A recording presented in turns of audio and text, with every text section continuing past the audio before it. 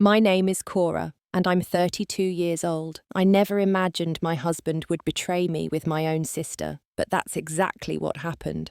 Finding those messages on his phone destroyed the life I thought we were building. But it wasn't the affair that broke me.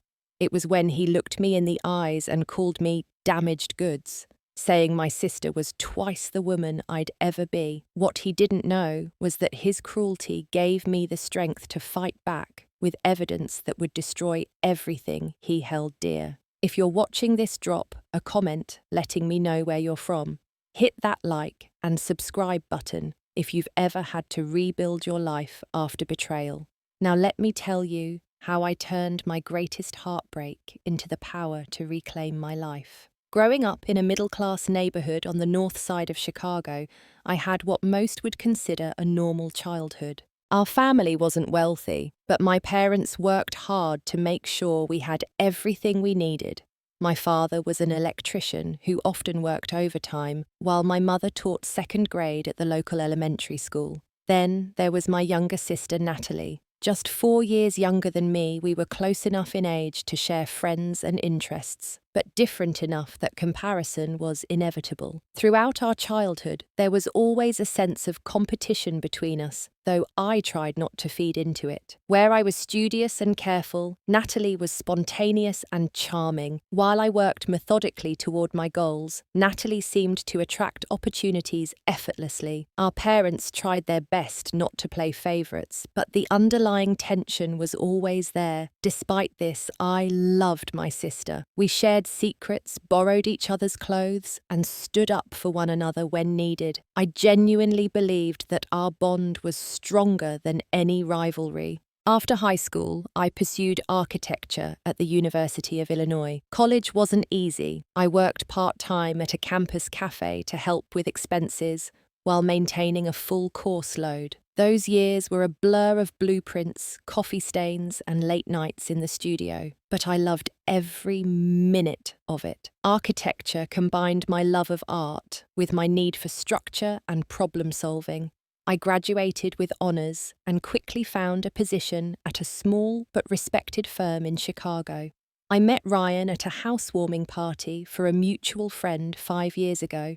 He walked into the room with the confidence of someone who knew exactly who he was and what he wanted. At 34, Ryan was already a successful executive at a financial technology company. He had the kind of presence that drew attention, tall with dark hair that always looked perfectly styled and brown eyes that seemed to take in everything around him with sharp intelligence. Our connection was immediate. He approached me as I was examining a rather unusual art piece on our friend's wall, and instead of making small talk about the weather or the party, he asked what I thought about the proportions of the room and how I might have designed it differently. For an architect, this was the equivalent of a perfect pickup line. We talked for hours that night, and by the end of the evening, I felt like I'd known him for years.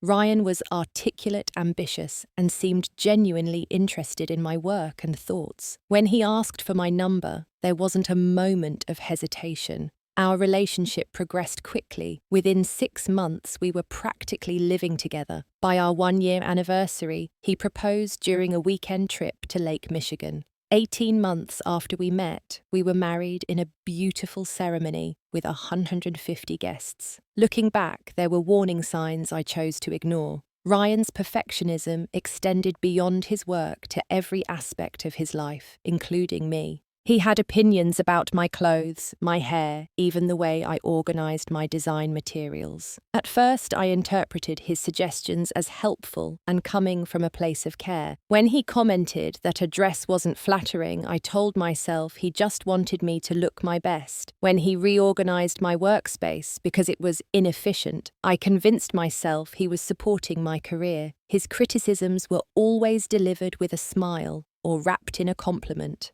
"You're so beautiful, but that color washes you out." Or your presentation was great, but you could have been more assertive with your points. I rationalized that he was pushing me to be better, the way my professors had during architecture school. After our first year of marriage, we decided to try for a baby. I'd always wanted to be a mother, and Ryan talked about wanting to build a family while we were still young enough to enjoy it. When months passed without a pregnancy, we weren't initially concerned. But as 1 year turned into 2, the worry began to grow. Medical tests revealed that I had endometriosis, which was making conception difficult. What followed was a series of increasingly invasive and expensive fertility treatments. Each failure hit me hard, but Ryan's disappointment seemed to cut even deeper. The warmth in his eyes when he looked at me began to cool, replaced by something that looked increasingly like resentment. "Maybe if you'd taken better care of your health," he said once after a failed IVF cycle, as if my condition was somehow my fault. "Or if you weren't so stressed about work all the time." The more we struggled with infertility, the more critical Ryan became. Not just about the baby situation, but about everything. My cooking wasn't as good as his mother's. My career wasn't advancing quickly enough. I wasn't making enough effort with his business associates' wives. It was during this difficult time that Natalie became a more regular presence in our lives. Having recently moved back to Chicago after a few years in New York, she claimed she wanted to support me through the fertility treatments. She would bring over dinner when I was recovering from procedures off her to help around the house and listen sympathetically to my fears and frustrations. "I'm here for you, sis," she would say, squeezing my hand. "Whatever you need." I was grateful for her support, especially as Ryan grew more distant. I never imagined that behind her concerned smiles, she was plotting to take the one thing I thought I could still count on: my marriage. The first signs that something was off appeared about 8 months before I discovered the full truth. Ryan, who had always been predictable in his habits, began staying late at the office more frequently. His explanation was a new project that required extra attention, but when I asked questions about the work, his answers were vague and dismissive. "It's complicated," he would say.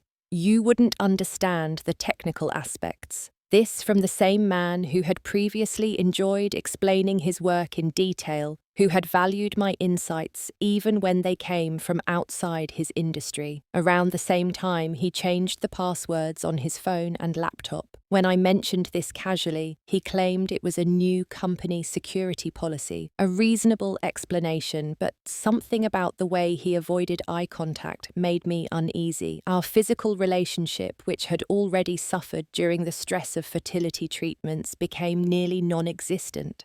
Ryan no longer reached for me at night. When I initiated intimacy, he was often too tired or too stressed. On the rare occasions we were intimate, it felt mechanical, as if he was fulfilling an obligation rather than connecting with his wife. The criticism that had always been present in our relationship intensified and took on a crueler edge. My hair was too frizzy, I had gained weight during the hormone treatments. My jokes weren't funny. My interests were boring. It was as if he was deliberately trying to find fault with everything about me. Meanwhile, Natalie's visits to our home became more frequent, often coinciding with times when she knew I would be at work or at fertility appointments. I would come home to find her in my kitchen preparing a meal or chatting with Ryan. There was nothing inherently suspicious about this. She was my sister after all, and she had been helping us out. But something in the air changed when the three of us were together, a tension, an undercurrent I couldn't quite identify. I noticed the glances between them, lasting a beat too long communicating something I wasn't privy to. I observed how Natalie would touch Ryan's arm when she laughed at his jokes, how she would find reasons to ask his opinion or seek his help with trivial matters. "Ryan, can you reach this for me? What do you think about this colour on me? Would you mind looking at my car? It's making a strange noise." Each request designed to stroke his ego, to position him as the capable, desirable man, in contrast to his increasingly needy wife. Still, I trusted them both, or perhaps I was so consumed by our fertility struggles and the growing distance in my marriage that I couldn't bear to consider another problem. Then came the business trip. 3 days in Denver for a conference that Ryan had been discussing for weeks. He packed carefully, asked me to prepare his blue tie for the presentation he would be giving. I drove him to the airport, kissed him goodbye, and wished him success. That evening, I called the hotel where he was supposed to be staying, planning to leave a message wishing him good luck for his presentation the next day. The front desk had no record of a Ryan Thompson checking in. Thinking it might be a mistake, I called his company's travel department the next morning, only to be told that there was no conference in Denver and no business travel approved for Ryan that week. When I checked our joint credit card statement online, I found a charge from a restaurant just 20 minutes from our home. Dinner for two on the night he was supposedly in another state. My hands shook as I confronted him after his return. "How was the conference?" I asked, watching his face carefully. "Productive," he replied smoothly. "My presentation went well."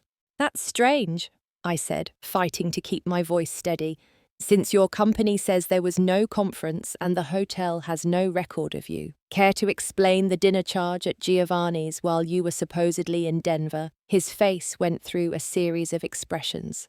Surprise, anger, calculation, and finally a practiced contrition. "It was a last-minute change of plans," he claimed. "The Denver trip got cancelled, but I had a meeting with a potential client who wanted to keep things off the books for now. I didn't want to worry you with the changes." It was a plausible explanation for someone in his position, where confidentiality was often important, but it didn't explain why he had maintained the fiction of being in Denver, even describing a presentation that never happened. A few weeks later, I glimpsed a text notification on his phone while he was in the shower. It was from Natalie. "Missing you already. Last night was..." The message preview cut off there, and by the time I reached for the phone to read the rest, the screen had gone dark. When I tried to unlock it, I was met with the password screen. My heart raced as implications I didn't want to face began taking shape in my mind. When I casually mentioned to Ryan that Natalie had texted him, his reaction was telling. He became defensive immediately, grabbing his phone and checking it with a frown. "Just something about borrowing our lawnmower," he said dismissively. Nothing important. I knew then that he was lying, but I still didn't have proof, and some part of me didn't want it. As long as I didn't know for certain, I could still pretend that my marriage and my relationship with my sister were intact. I could focus on our next fertility treatment, on the hope of building the family I had always wanted. Looking back, I realize I was experiencing the effects of months of subtle gaslighting. Ryan had methodically undermined my confidence and trust in my own perceptions until I doubted what was right in front of me.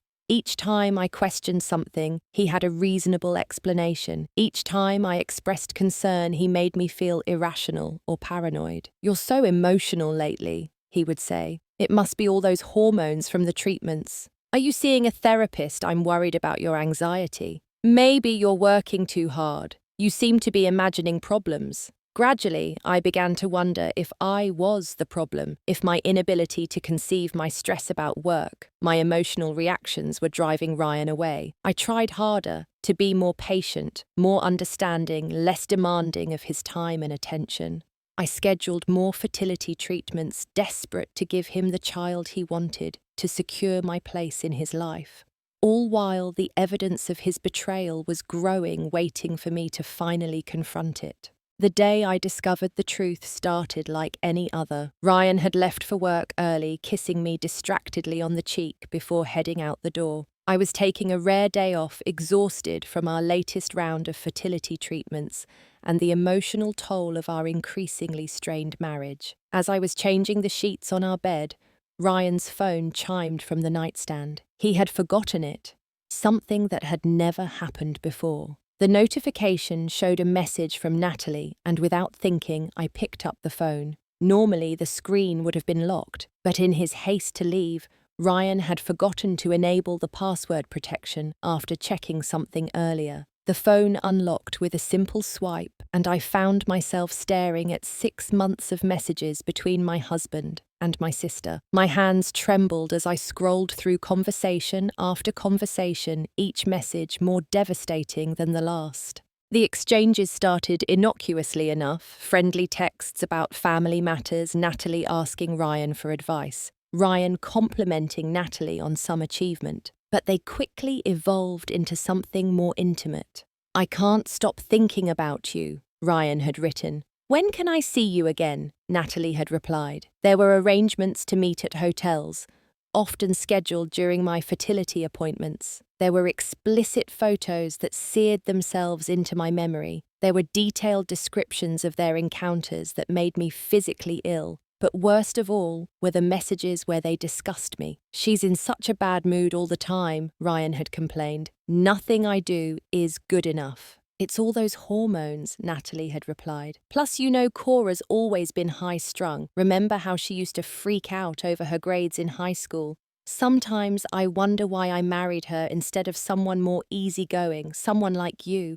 Maybe the universe is trying to tell you something by making it so hard for her to get pregnant. Maybe she's just broken, defective." The casual cruelty of their comments about my infertility, something that had caused me so much pain, something I had no control over, was like a physical blow. As I kept scrolling numb with shock, a new message appeared from Natalie. The test came back positive. "I'm pregnant. What are we going to tell Cora?" The phone slipped from my fingers onto the bed. Pregnant. My sister was pregnant with my husband's child. While I had been enduring painful procedures and devastating disappointments, in my desperate attempt to conceive, they had been having an affair that had resulted in the one thing I wanted most in the world. I don't know how long I sat there staring at nothing, the phone occasionally lighting up with new messages I couldn't bear to read. At some point, I gathered myself enough to take screenshots of the most incriminating exchanges, sending them to my own phone as evidence. Then I replaced Ryan's phone exactly where he had left it and began to pack a bag. I should have left immediately, but something in me needed the confrontation, needed to see his face when he knew that I knew. So I waited, sitting perfectly still in our living room as the hours passed, the screenshots open on my phone. Ryan arrived home at his usual time, calling out a greeting as he entered. When he saw me sitting there in the dimly lit room, he paused. "Cora, everything okay?" Without speaking, I held up my phone, showing him the first screenshot, his face drained of color. He took a step forward, then stopped as if unsure whether to approach or retreat. "I can explain," he began, the default response of cheaters throughout history. "Really?" My voice was eerily calm. "You can explain why you've been sleeping with my sister. You can explain why you've been mocking my infertility in texts to her. You can explain why she's now pregnant with your child. It just happened," he said weakly. "We didn't mean for it to go this far. Things like this don't just happen, Ryan. They're choices, hundreds of choices made day after day. You chose to betray me. You chose to lie to me. You chose to hurt me in the most profound way possible." His face changed, then defense mechanisms kicking in. The remorse vanished, replaced by defiance. "What did you expect?" he spat. 2 years of trying for a baby with nothing to show for it. Doctor's appointments and treatments that cost a fortune. You were obsessed with getting pregnant, but your body just wouldn't cooperate. Each word was like a knife, but I refused to show how deeply they cut. "So, this is my fault?" I asked quietly. "Because I have a medical condition I didn't choose. I need a real woman," he said, his voice cruel in a way I had never heard before. "Someone who can give me a family. You're damaged goods, Cora. Your sister is twice the woman you'll ever be." In that moment, something broke inside me. Not my heart, which was already shattered, but the chains of insecurity and self-doubt that had kept me tethered to this man who clearly did not love me. The words that were meant to destroy me instead set me free. I stood up, my bag already packed and waiting by the door. "I want a divorce," I said clearly, "and I want you out of this house. It's in both our names, but my father helped with the down payment, as you might recall." "You can't just throw me out," he protested, "and you won't get much in the divorce. I've made sure of that."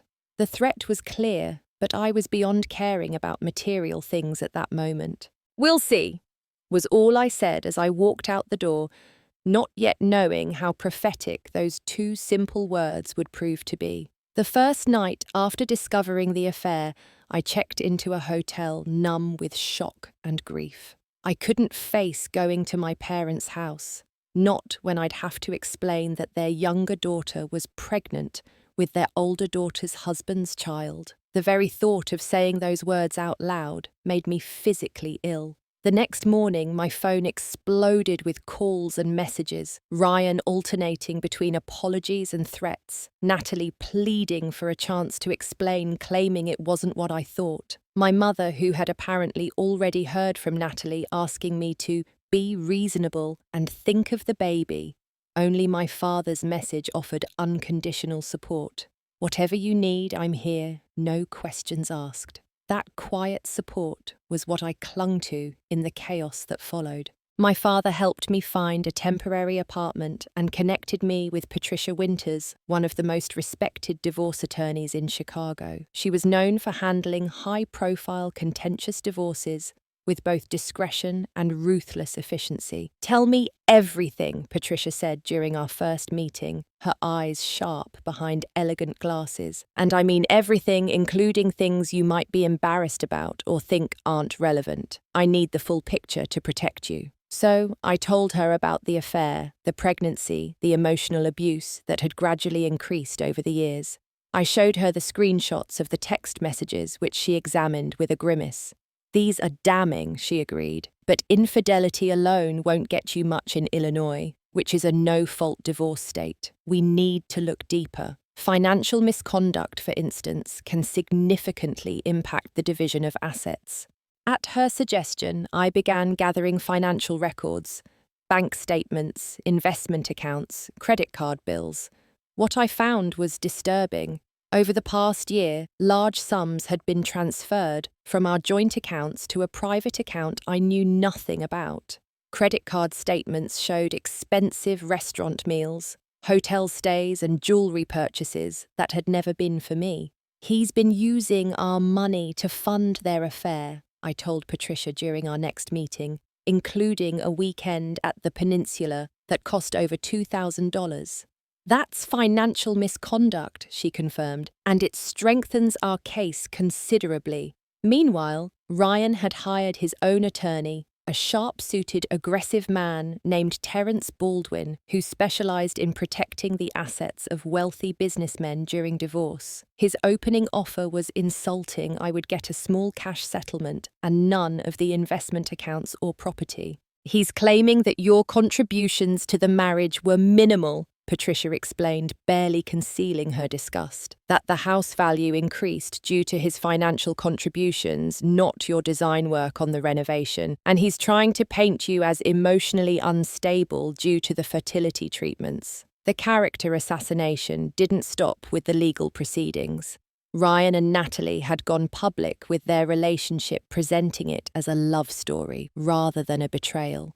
"Sometimes the heart finds its true match in unexpected places," Natalie wrote in a saccharine Instagram post, her hand resting protectively over her still flat stomach. "We didn't mean to hurt anyone, but we can't deny what we feel." The post was flooded with supportive comments, many from people who had been at my wedding, people who now believed that I was the unstable, infertile wife who hadn't been able to satisfy her husband, driving him into the arms of my more vibrant, fertile sister. The social fallout was almost as painful as the betrayal itself. Friends I had thought were loyal suddenly became distant, not wanting to take sides. Mutual acquaintances awkwardly avoided mentioning Ryan or Natalie when I saw them creating strange gaps in conversation. Even some family members seemed to think I should move on and be happy for Natalie.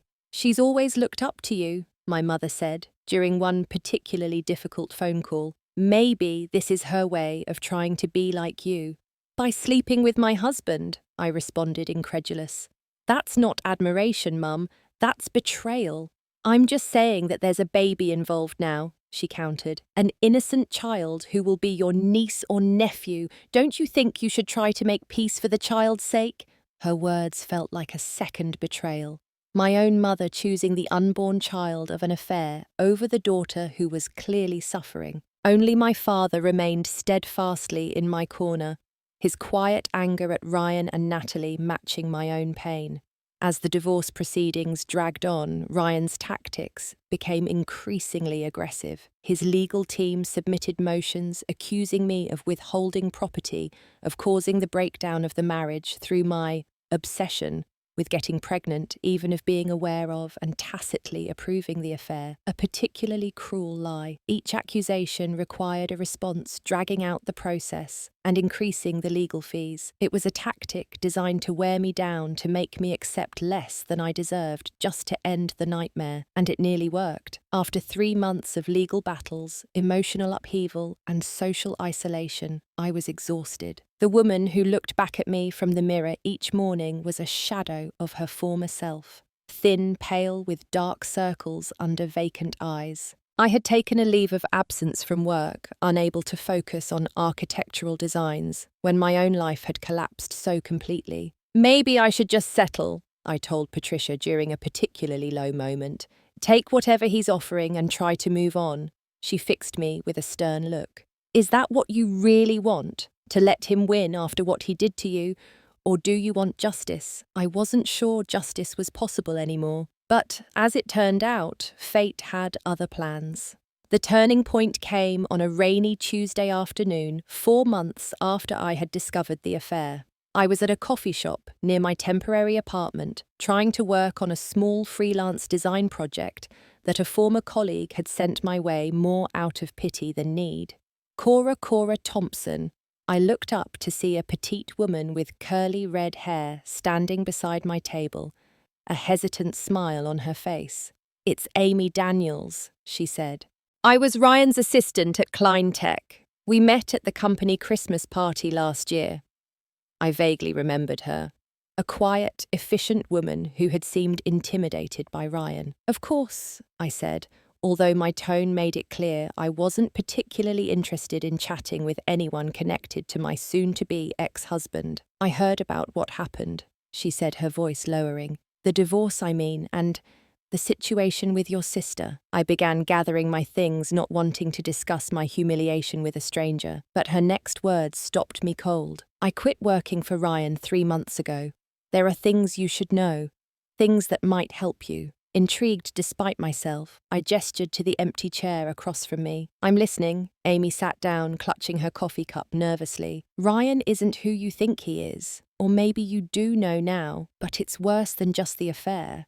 Over the next hour, Amy painted a picture of Ryan that was both shocking and, in retrospect, not surprising at all. She described a man who routinely falsified expense reports, who had been embezzling from the company by creating fake vendor accounts that paid into his personal bank account, who had engaged in insider trading based on information he wasn't supposed to have access to. I confronted him about the fake vendors, Amy said. He told me it was a special project authorized by the CEO and that I should mind my own business if I wanted to keep my job. But I knew it wasn't right, so I started keeping records just in case. Records, I repeated, hardly daring to hope. She nodded, reaching into her bag and pulling out a USB drive. Copies of everything, the fake invoices, the transfers emails where he discusses stock trades using inside information. I was going to take it to the board of directors, but I got scared. Ryan has a lot of influence and I need references for a new job, but when I heard what he did to you, I thought you should have this. I stared at the small device she placed on the table between us. Why? I asked. Why help me? You barely know me. Amy's expression hardened. Because he's not just a cheater, he's a bully. The way he talked to me to other staff. The way I saw him talk to you that one time you came to the office like you were beneath him. And now, he's with your sister. It's not right. Someone needs to stand up to him. I took the USB drive, thanking her profusely. As she left, she turned back with one more piece of information. You should know. Your sister wasn't the first. There was Megan in accounting, Diana from legal. Ryan has a pattern. He pursues women, makes them feel special, then moves on when he gets bored or they demand too much. Your sister just happens to be the one who got pregnant. That night, I reviewed the files Amy had given me. There was more than enough evidence to prove that Ryan had been engaged in serious financial misconduct for years. Misconduct that could not only affect our divorce settlement, but could potentially lead to criminal charges. The next day, I showed everything to Patricia. Her eyes widened as she scrolled through the documents. "This changes everything," she said.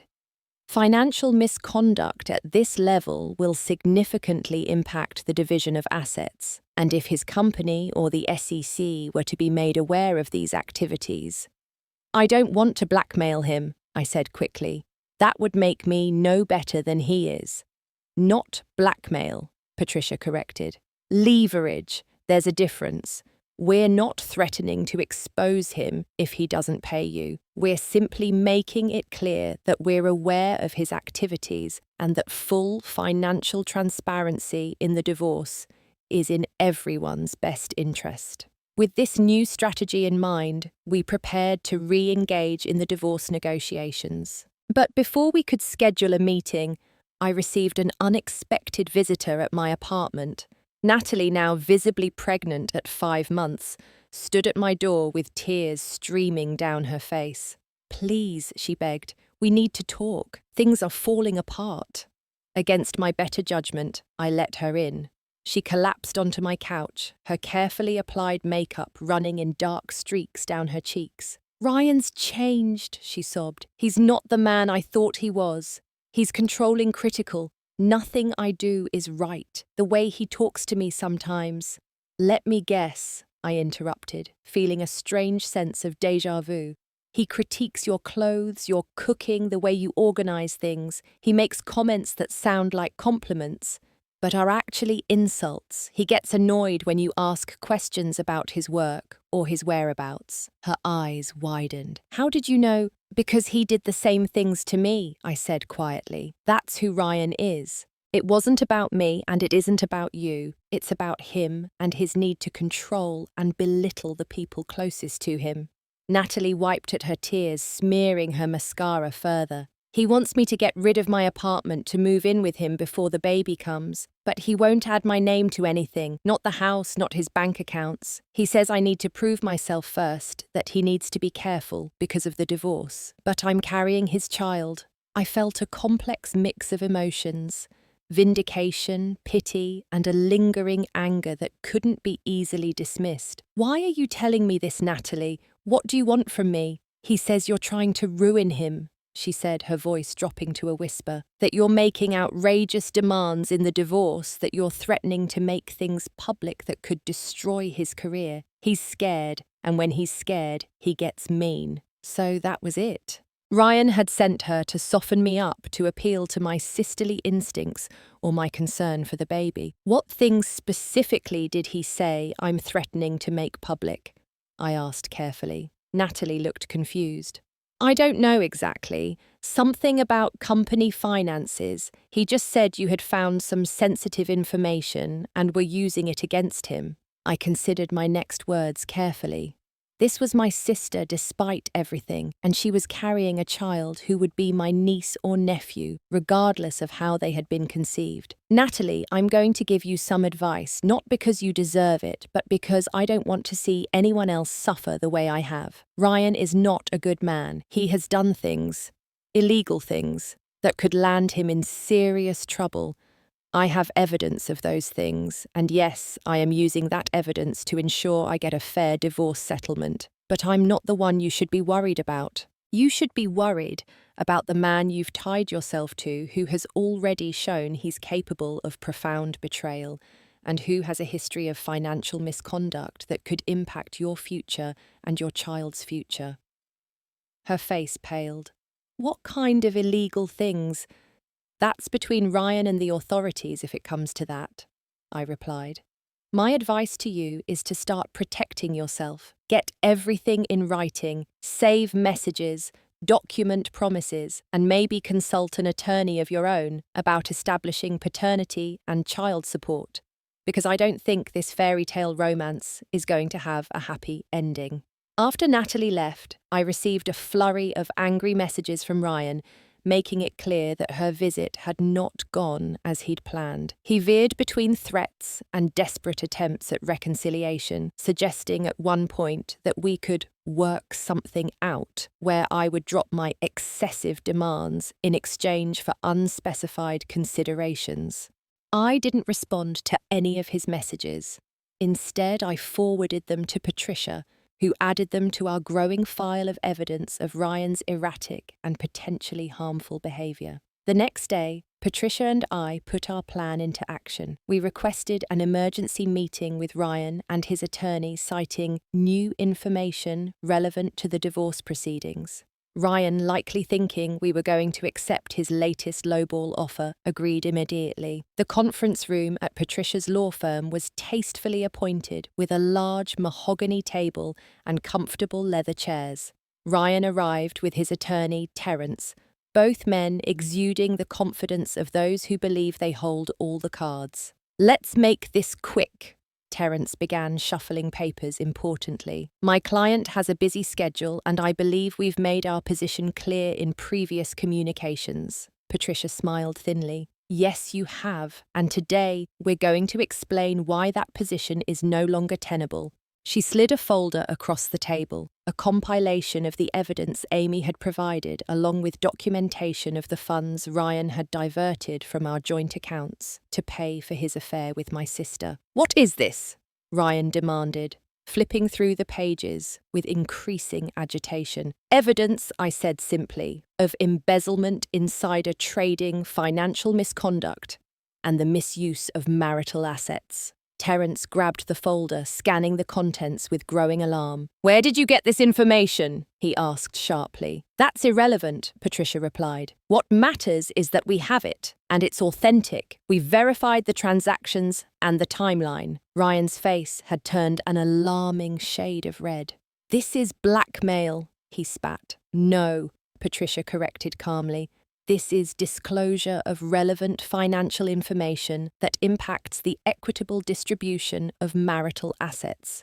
Information that you were legally obligated to provide but deliberately concealed." She slid another document across the table.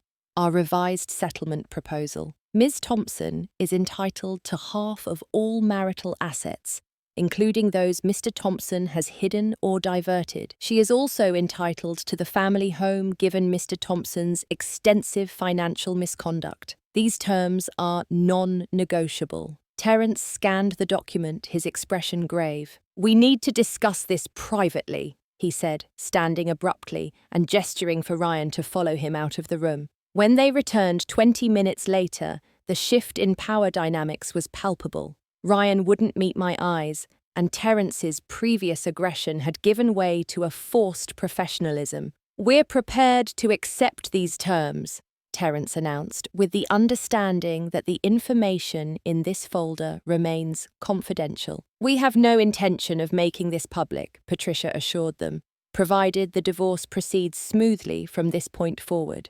As we left the meeting, Ryan caught my arm in the hallway. "You've ruined me!" he hissed, his face contorted with rage. I gently removed his hand. "No, Ryan, you ruined yourself. I'm just making sure I don't go down with you." The divorce was finalised in record time after that.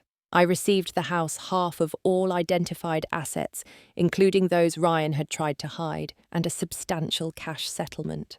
Ryan didn't contest any of it, likely fearing what might happen if he did. I later learned that Ryan had quietly resigned from his position at Kleintech, citing personal reasons. Whether the company had discovered his financial misconduct, or he left to avoid discovery, I never knew for certain.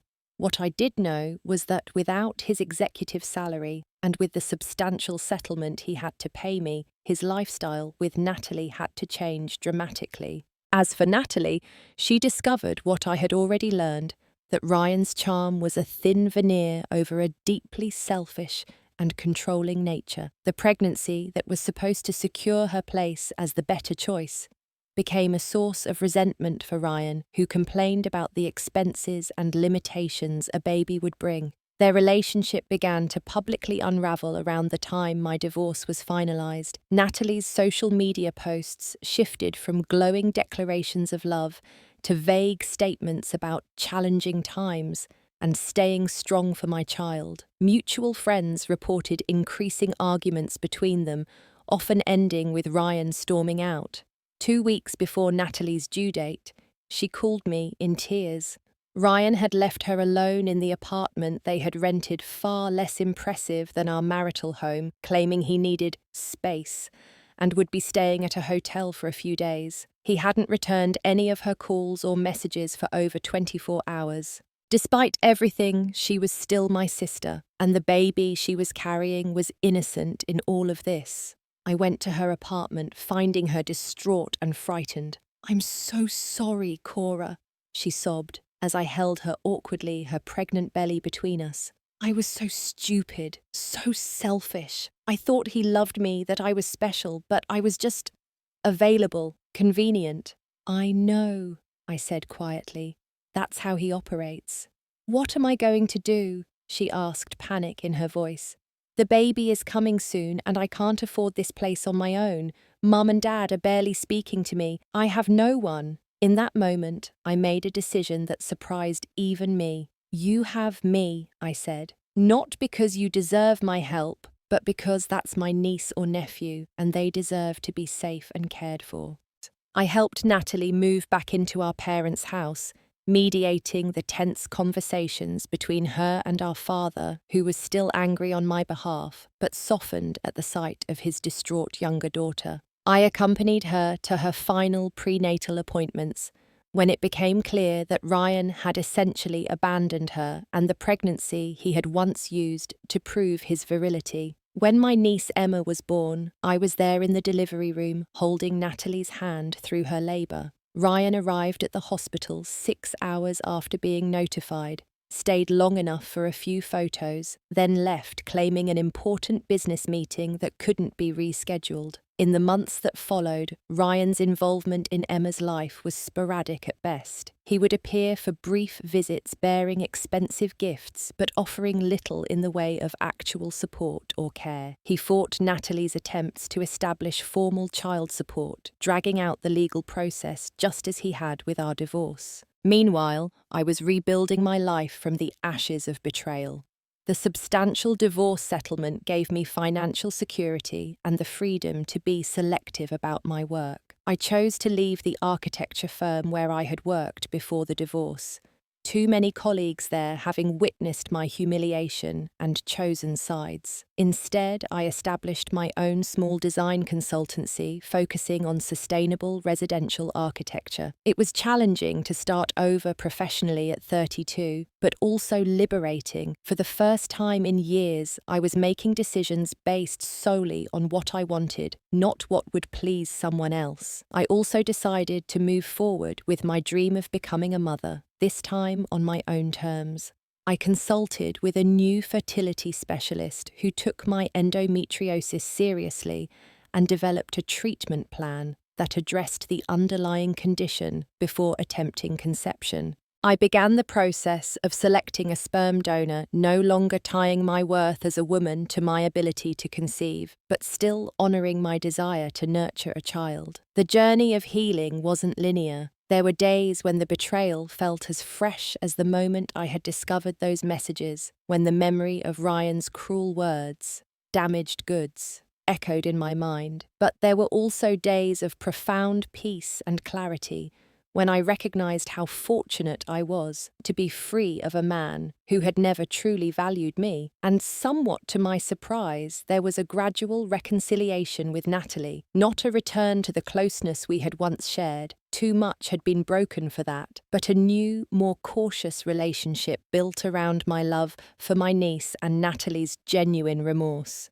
She worked hard to make amends, never making excuses for her behavior, always acknowledging the pain she had caused.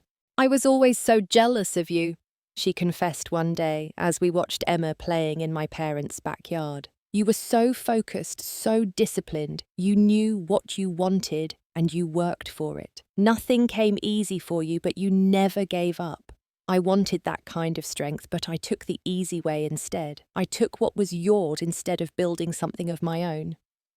Her insight came too late to prevent the damage, but it was a start toward healing. As for Ryan, his attempts to rebuild his career after leaving Kleintech were hampered by whispers about the circumstances of his departure. The financial industry relies heavily on reputation and trust, and both were in short supply for Ryan Thompson. His calls and messages to me became increasingly desperate as his new reality set in. "I made a mistake, Cora," he said in one voicemail. "I see that now. What we had was real. Natalie was just a distraction. We could try again, start fresh. I miss our life together."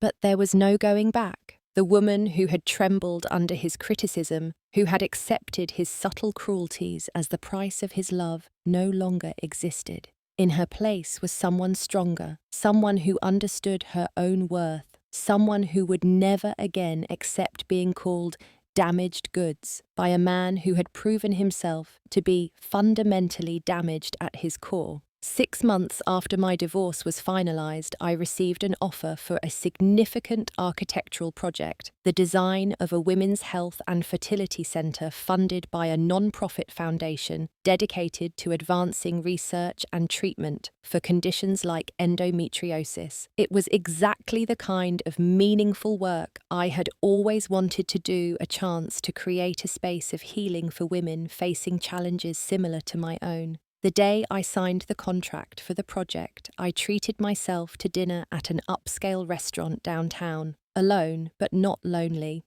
As I savoured my meal and a glass of excellent wine, I reflected on the journey that had brought me to this moment. The pain had been excruciating, the betrayal beyond anything I could have imagined, but I had survived. More than survived, I had rebuilt and redefined my life on my own terms. My phone buzzed with a text message from Natalie. "Emma just took her first steps. Wish you were here to see it. She's asking for Auntie Cora in her own little way." I smiled, feeling the complex mix of emotions that now characterized my relationship with my sister and niece. Love tempered by caution, joy shadowed by painful memories. I had chosen to maintain a connection with them, not out of weakness or forgiveness that came too easily, but from a position of strength and the knowledge that I could set and enforce boundaries that protected my own well-being. Natalie had moved into a small but comfortable apartment, supported by the child support she had eventually secured from Ryan, and a job at a local gallery.